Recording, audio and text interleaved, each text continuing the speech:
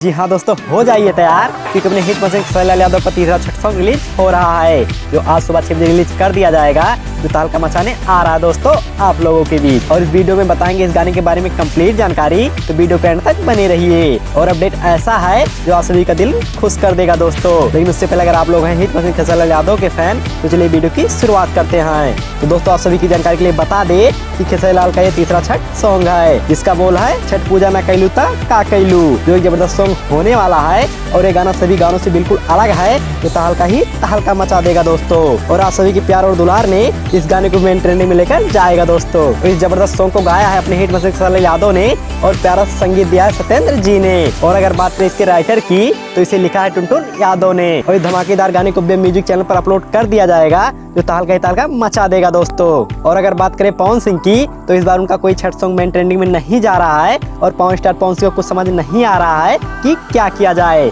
और पूरी तरह से परेशान हो गए हैं। और इसी प्रकार की अपडेट जानने के लिए अपने प्यारे प्यारे हाथों से हमारे वीडियो को कर दीजिए लाइक, और चैनल को सब्सक्राइब करना मत भूलिएगा। और आगे मिलते हैं एक नई वीडियो के साथ, तब तक के लिए जय हिंद, जय भोजपुरिया समाज।